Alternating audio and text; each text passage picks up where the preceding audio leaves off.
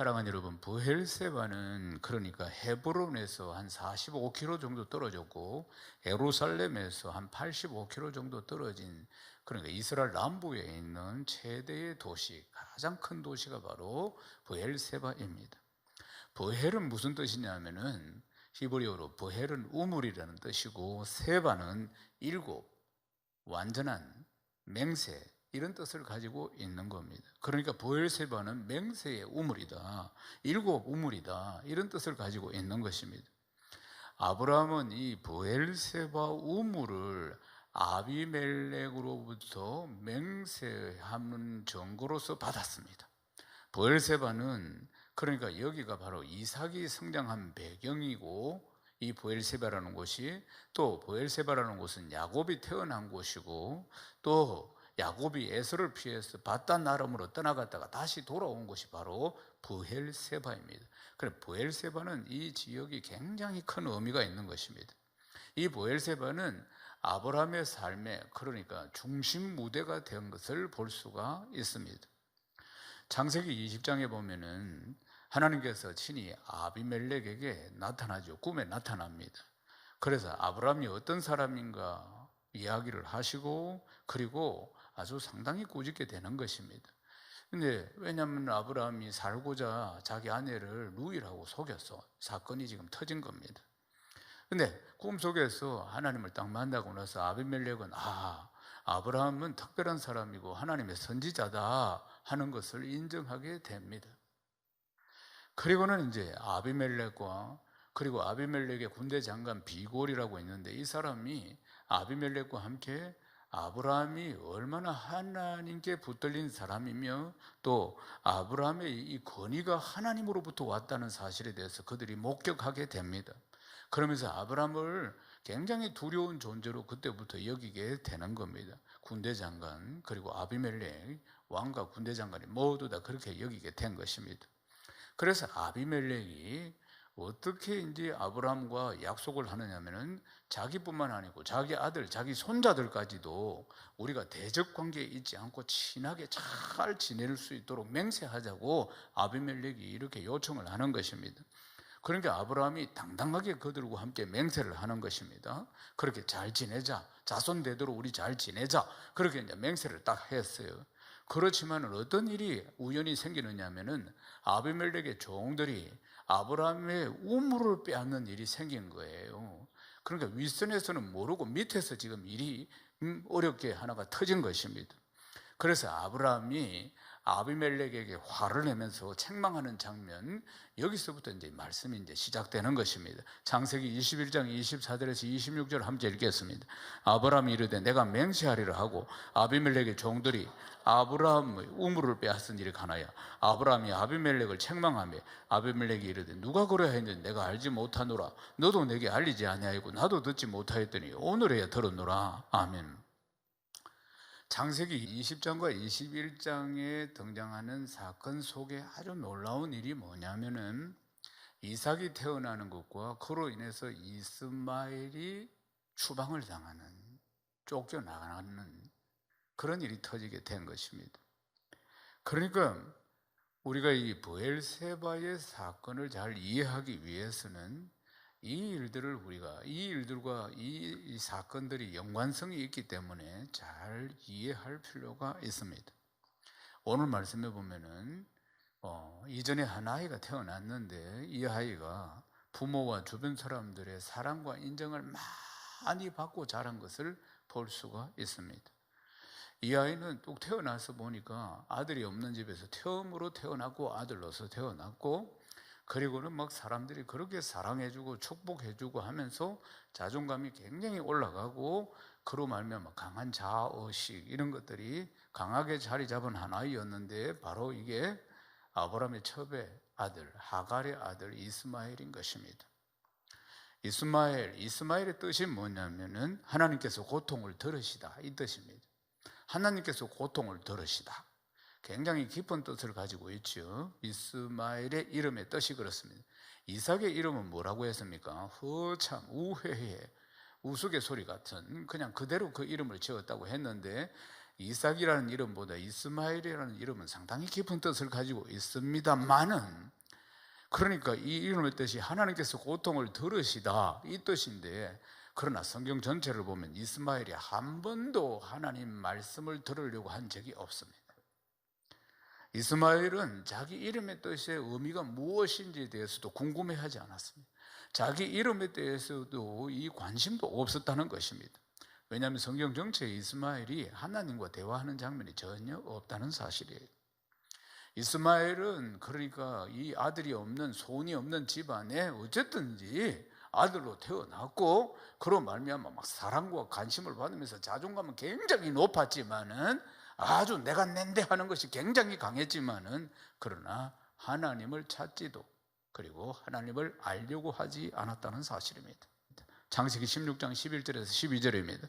여호와의 사자가 또 그에게 이르되 네가 임신하였은즉 아들을 낳으리. 그 이름을 이스마엘이라 하라. 이는 여호와께서 네 고통을 들으셨음이라. 그가 사람 중에 들나귀 같이 되리니 그 손이 모든 사람을 치겠고 모든 사람이 손을 그를 칠지며 그가 모든 형제와 대항해서 살리라 하니라. 아멘. 우리는 이스마엘이 어떻게 살았다 이런 것보다는 이스마엘이라는 존재의 영적 의미를 잘 살펴보아야 하는 것입니다. 사람들 속에는 누구나 다 이스마엘과 같은 기질이 있다는 것이에요. 들나귀 같은 기질이 있기 때문에 대인관계가 잘 되지 않고, 또 내가 낸데 하는 이런 것들 때문에 원만하지 못한 인간관계들 속에서 살아가는 모습들을 볼 수가 있습니다.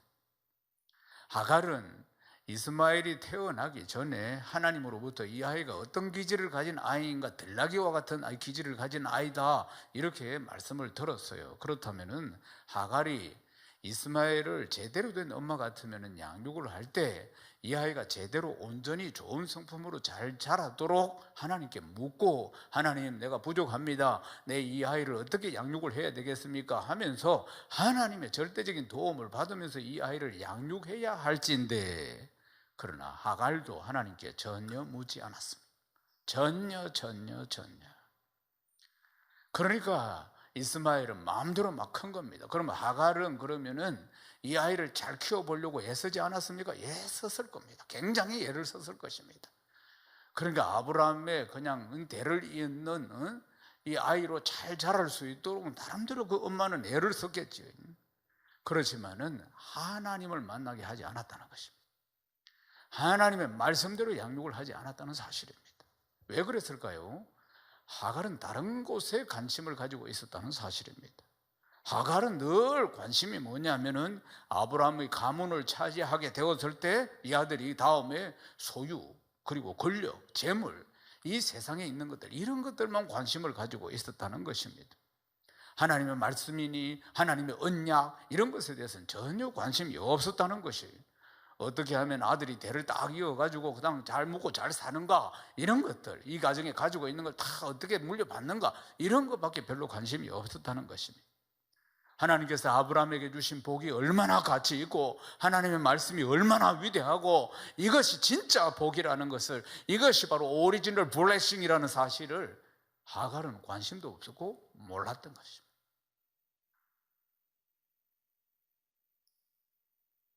하갈이 이스마엘을 낳았을 때 온 동네 사람들과 이 가족들도 다 마찬가지고, 정말 아들이 태어났기 때문에 손이 없는 집안에서 아들이 태어나고, 그것도 사라가 허락해서 태어난 겁니다.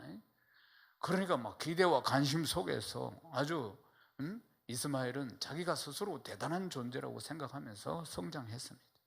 그렇지만은 절대 불가능할 것 같은 사라 나이 90에 이삭이 태어난 것입니다. 이삭이 태어난 이후부터는 자신의 존재감이라든지 자신의 가치, 이런 것들이 그때부터 흔들리기 시작했고 허물어지기 시작한 것입니다. 그리고 자기 엄마가 아브라함의 첩이라는 사실, 그리고 자기가 후사가 될 수 없다는 사실에 대해서 그때서야 확실하게 깨닫게 된 겁니다. 그러니까 점점 마음이 불안해지고, 그런 상황 가운데서 이삭, 허참, 이 부실한 이 동생을 보니까, 그런데 참 너무나 부실하고 연약하고 그러니까 아유 참 말도 안 돼. 어떻게 이런 약골이 후사가 되는 거야? 응? 나이가 지금 몇 살인데 아직도 걷지도 못하고 엄마 젖을 먹고 있는 이 후계자가 될 수 있겠어? 말도 안 돼. 이런 식으로 무시하고 조롱했다는 사실입니다.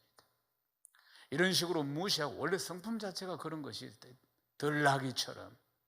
그러니까 이게 사라의 눈에 딱 띄인 것입니다.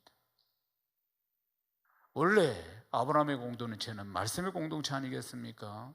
말씀 안에서 잘 양육이 되어야 되는데 그렇지 못했기 때문에 일어난 또 하나의 사건인 것입니다. 사랑하는 여러분, 사람은 심리가 너무 많은 규제를 하거나 규율을 강화시키고 이렇게 하면은 이 성장하는 과정 속에서 반발심이 생기게 됩니다. 또 저항력이 굉장히 강해지는 거예요. 하갈이 자신의 기대와 욕심을 채우기 위해서 이스마엘을 굉장히 강하게 키웠을 것이라고 이래 보아야 합니다.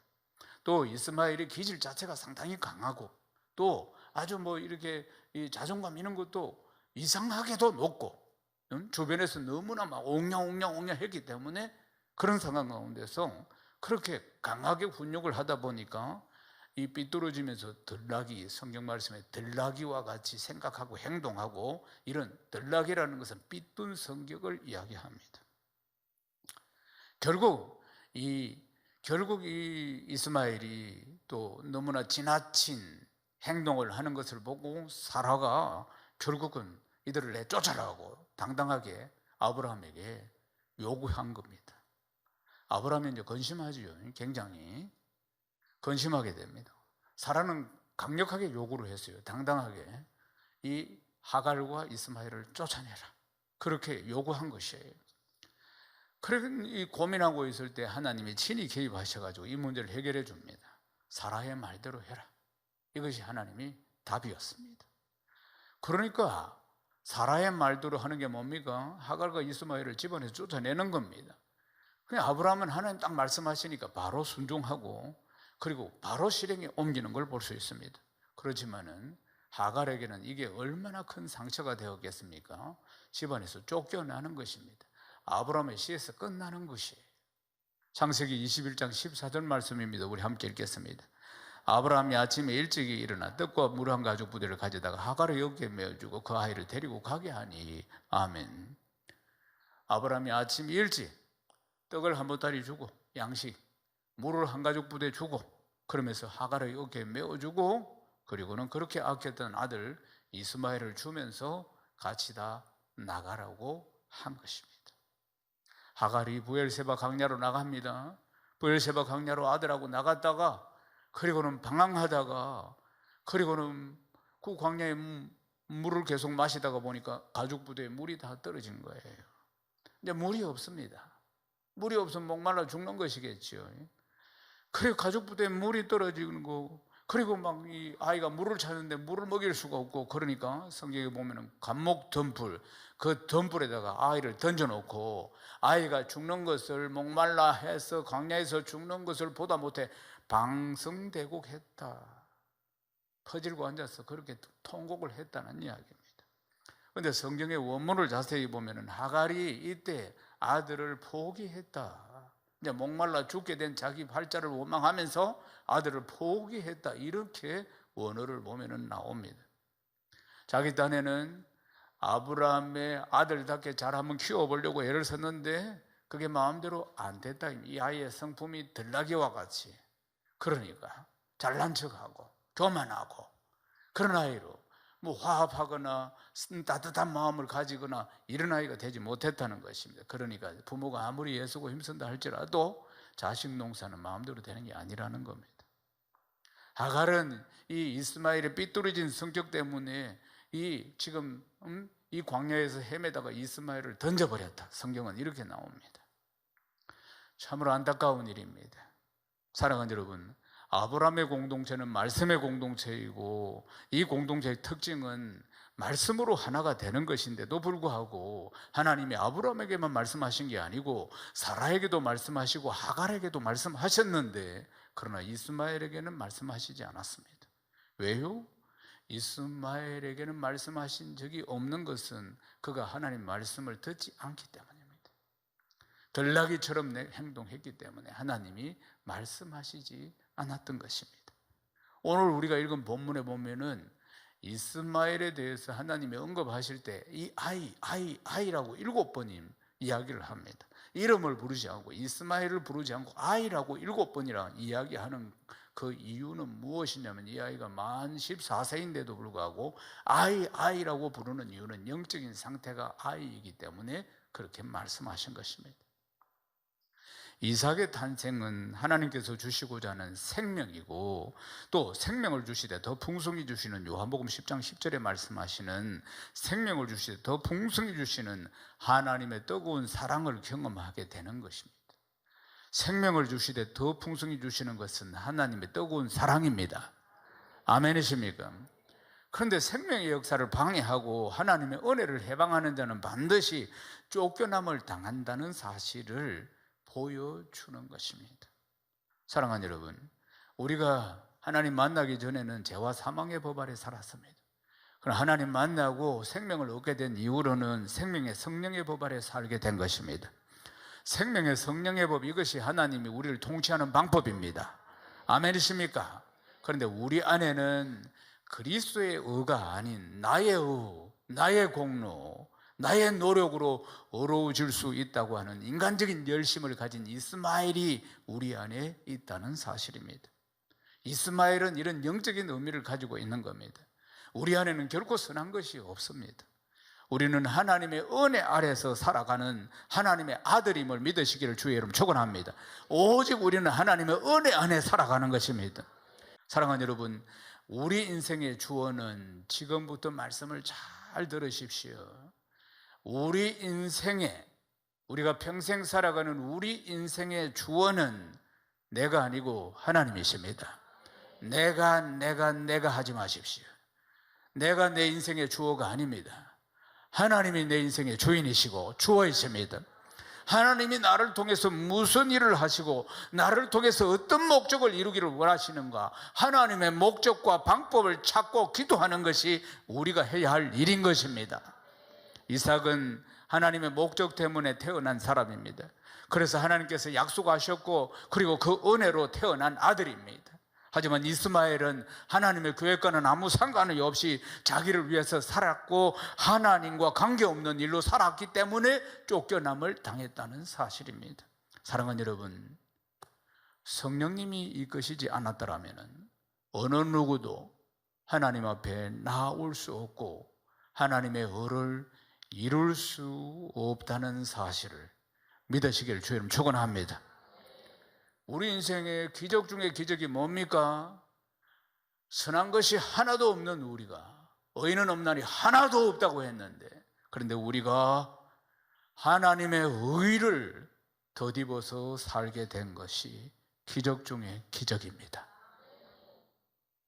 우리 안에는 불의한 것뿐이고 하나님을 깨닫는 지식도 없고 선을 행할 능력도 없는데도, 그런데도 하나님을 더 알고 싶고 하나님께 예배드리고 싶고 말씀을 듣고 싶고 예수 그리스도에 대한 목마름이 있다는 것이 우리 인생의 최고의 복임을 믿으시기를 주님 축원합니다. 자기도 모르게 하나님 앞에 내가 죄인임을 깨닫고 그리고 회개하고 싶고 하나님의 말씀을 듣고 그리고 영적인 가족들, 셀가족들과 함께 말씀을 나누고 싶고 그리고 좀 교제하고 싶고 그리고 예배 때마다 예배를 사모하고 말씀을 사모하고 목마른 사슴이 시냇물을 사모하듯이 그렇게 사모하면서 나와서 하나님 앞에 기도하게 되는 것은 내 힘과 내 능력으로 되는 게 아닙니다. 하나님의 꿈과 하나님의 열정이 우리 안에 있기 때문임을 믿으시기를 주의 이름 축원합니다. 하나님이 하고 계시는 것입니다. 우리 안에 계신 하나님이 하시는 것이에요. 우리의 신앙생활 전체가 하나님의 은혜인 것입니다. 내 삶 속에 부어주시는 하나님의 은혜라는 것은 내 미래를 책임지는 것입니다. 생명을 주시되 더 풍성히 주시는 하나님의 약속이고 하나님의 은혜는 우리 인생을 끝까지 책임지신다는 사실입니다. 믿으시기를 주님의 이름으로 축원합니다. 창세기 21장 27절에서 31절 읽겠습니다. 아브라함이 양과 소를 가져다가 아비멜렉에게 주고 두 사람이 서로 언약을 세우니라. 아브라함이 7 암양 새끼를 따로 넣으니 아비멜렉이 아브라함에게 이르되 이 7 암양 새끼를 따로 넣으면 어찌미냐. 아브라함이 이르되 너는 내 손에서 이 암양 새끼 7을 받아 내가 우물 판 증거를 삼으라 하고 두 사람이 거기서 서로 맹세하였으므로 그곳을 브엘세바라 이름하였더라. 아멘. 아브라함이 7 암양을 아비멜렉에게 주면서 언약, 약속을 맺습니다. 아브라함이 이 우물을 팠기 때문에 이 우물의 주인임을 증거해 달라는 의미에서 7 암양을 아비멜렉에게 준 겁니다. 그래서 두 사람이 언약을 맺어서 그 증거로 삼은 우물이 바로 브엘세바, 이스라엘 남쪽 끝 지역이 되는 것입니다. 브엘세바, 7개의 우물, 맹세의 우물입니다. 사랑하는 여러분, 7개의 우물이 있는데 참 아이러니컬하게도 이 하갈이 물통을 하나 메고 그리고 이 브엘세바 광야로 나갔을 때, 그런데 이 우물이 7개나 있는데도 하나도 발견을 못했다는 것입니다. 7개나 우물이 있는데도 발견하지 못하고 목말라 죽는다고 대성통곡한 거 아니겠습니까? 창세기 21장 19절에서 21절 읽겠습니다. 하나님이 하갈의 눈을 밝히셨으므로 샘물을 보고 가서 가죽 부대에 물을 채우다가 그 아이에게 마시게 하였더라. 하나님이 그 아이와 함께 계심에 그가 장성하여 광야에서 거주하며 할 수 없는 자가 되었더니 그가 바란 광야에 거주할 때 그 어머니가 그를 위하여 애굽 땅에서 아내를 얻어 주었더라. 아멘. 이 말씀의 뜻은 성도는 결코 하나님의 은혜 없이는 살 수 없다는 것입니다. 사랑하는 여러분, 항상 기억하십시오. 24시간을 기억하십시오. 꿈속에서도 기억하십시오. 우리는 하나님의 은혜 없이는 살 수 없다는 것입니다. 아멘이십니까? 나와 함께 하시는 하나님, 아브라함과 함께 하시는 하나님, 이삭과 함께 하시는 하나님, 야곱과 함께 하시는 하나님, 그 하나님이 날마다 우리와 함께 하시는 것입니다. 우리 하나님 날마다 살아계신 증거를 드러내시고 약속을 이루어 가시는 하나님이십니다. 아멘이십니까? 오늘 마지막 말씀 창세기 21장 33절에서 34절 함께 읽겠습니다. 아브라함은 브엘세바에 에셀나무를 심고 거기서 영원하신 여호와의 이름을 불렀으며 그가 블레셋 사람의 땅에서 여러 날을 지냈더라. 아멘. 아브라함이 에셀나무를 심었다고 했습니다. 에셀나무는 굉장히 중요한 나무입니다. 에셀나무는 기근이 와서 다른 식물들이 다 죽어도 에셀나무는 푸르고 청청하고 여전히 존재하는 것입니다. 왜 그러느냐면은 에셀나무는 뿌리를 지하 30m 이상 뻗어내린다는 것입니다. 그래서 지하층에 있는 수분을 다 빨아 올리기 때문에 아무리 기근이 와도 이 에셀나무는 푸르고 청청하고 열매 맺는다는 것입니다. 그래서 이 에셀나무를 심은 겁니다. 에셀나무를.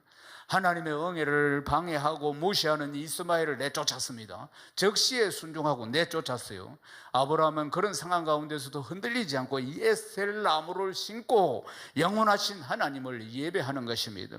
흔들리지 않는 신앙, 흔들리지 않는 신앙, 흔들리지 않는 신앙, 믿음의 전진, 언제나 믿음의 전진, 하나님 말씀하면 순종, 새로운 삶을 출발하게 하시는 하나님의 영원한 사랑이 그 마음속 깊이 뿌리 내리고 있다는 것을 볼 수가 있습니다. 하나님께서 아브라함과 함께 하심에 증거가 있는 땅, 이 브엘세바, 다시는 목마름이 없는 7 우물이 풍성한 땅에서 아브라함이 결단을 합니다. 오직 은혜로만 살리라. 이제 말씀을 마무리하겠습니다. 우리 인생에 가장 중요한 것은 나의 목적이 아니라 하나님의 목적입니다. 나의 목적이 아니라 하나님의 목적입니다. 우리가 살면서 하나님의 형상과 모양을 드러내는 하나님의 피조물임을 항상 잊지 말아야 합니다. 아멘이십니까? 사랑하는 여러분들이요, 이 땅에 사는 날 동안 내 속에 이스마엘, 나의 나의 공로, 나의 교만, 내가 는데 하는 거, 이거 다 쫓아내고 하나님이 나와 함께 하심을 모든 사람들이 증거하는 브엘세바의 축복이 넘치시기를 주님의 이름으로 축복합니다. 늘 하나님 살아계심을 경험하는 브엘세바의 행복을 마음껏 누리는 복되고 복된 인생 되시기를 주님의 이름으로 축원합니다. 축원합니다.